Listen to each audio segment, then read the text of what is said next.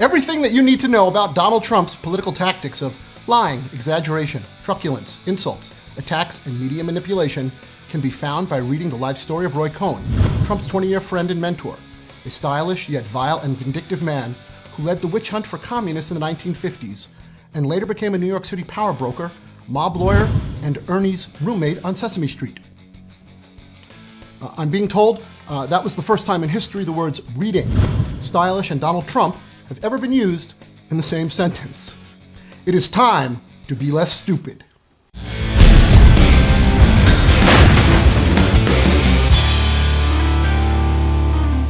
We begin with a Roy Cohn tutorial.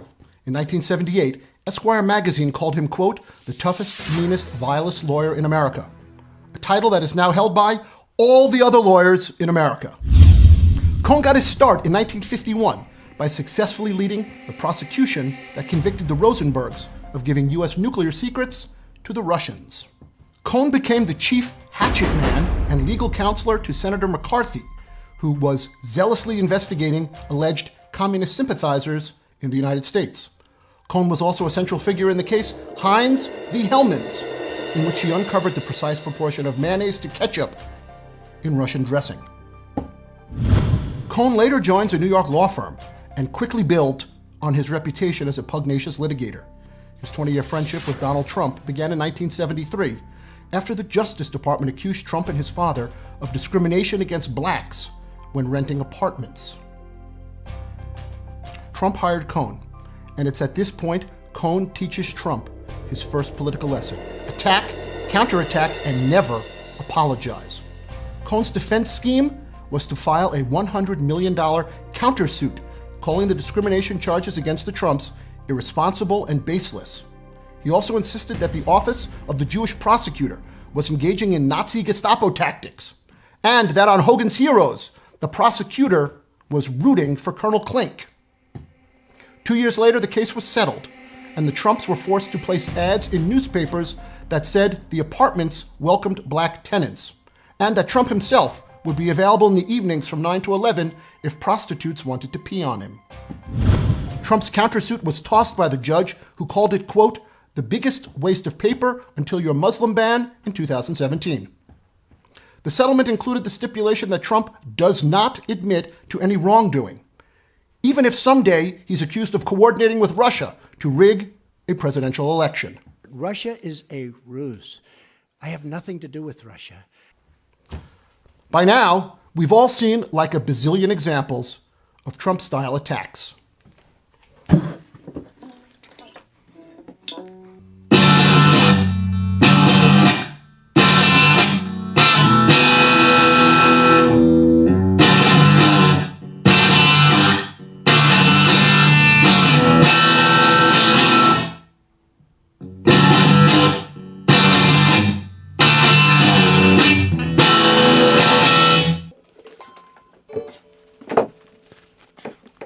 Attack isn't the only lesson that Trump learned from Cohn. He also learned that all publicity is good. Roy Cohn used to feed stories about himself to the media, a trick that Trump doubled down on in the 1980s when he used to pretend to be his own publicist. Good, Harry. What's your name again? John Miller. What is your position? Well, I'm sort of handling PR because he gets so much of it. Allegations that Trump would also breathe heavily and touch himself while on the phone, I just made those up. In his autobiography, Roy Cohn says that what you say can have nothing to do with what you believe. Trump has a tramp stamp of that, quote, on his lower back. It's also now written on our money instead of e pluribus unum. Roy Cohn was notorious for cheating people out of money that he owed them. He knew that creditors would never sue because a lawyer would cost more than the debt.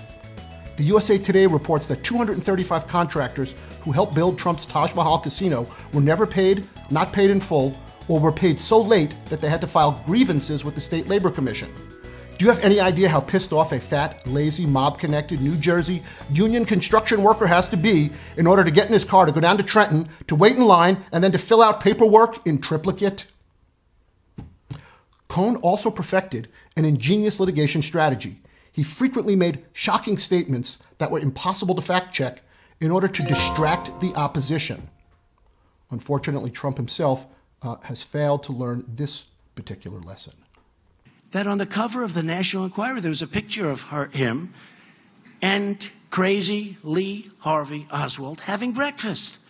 He's a war hero. 5.5 years. He's a war hero because he was captured. I like people that weren't captured, okay? I hate to tell you. Do you agree with hero. that? Look at those hands. Are they small hands? Although she does have a very nice figure. I've said that if Ivanka weren't my daughter, perhaps I'd be dating her. You know. Roy Cohn lived and worked in the same building and could often be found practicing law in his bathrobe.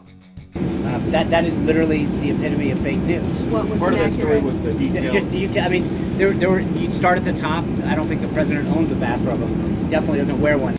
The internet was quick to discover these pics of Trump in his bathrobe, which I've been told will burn your retina if you stare at them for more than 3 seconds. During the communist witch hunt, Roy Cohn bitterly divided the nation by viciously smearing Jews, gays, people of color, and intellectuals in an effort to taint those he perceived as destabilizing and undermining American character. Trump, for his part, has grabbed quite a bit of taint. Grab him by the pussy. I could do anything. Oh, and also, Trump has smeared Muslims and Mexicans for the same jingoistic ends. And finally, Roy Cohn was obsessed with his public persona. Although in print, he was often accused of being vindictive, arrogant, petty, and engaging in criminal activities. And by the way, those were his good qualities. He told Esquire magazine that, quote, "It has given me the reputation for being tough, a reputation for being a winner." Cohn was obsessed with winning. His 1981 book was titled How to Stand Up for Your Rights and Win. Cheeto Jesus has the same obsession. Have so much winning if I get elected that you may get bored with winning. Believe me, I agree. You'll never get bored with winning. We never get bored. It's in Cohn's book that Trump learns the lesson that most crucially catapults him to the presidency. Cohn writes, and I'm quoting, "The greatness of our system includes the fact that often the black and white is overcome by the red, white, and blue." We will make America proud again. We will make America safe again. And we will make America great again. God bless you. That is it for this episode. You can see the first 35 episodes, oh my, of Be Less Stupid on our streaming service at factbox.tv. There's more than 50 hours of free streaming factual entertainment shows, which I encourage you to check out. And please, if you're inclined, share this video if you enjoyed it. Thank you very much, and I will see you next time on Be Less Stupid.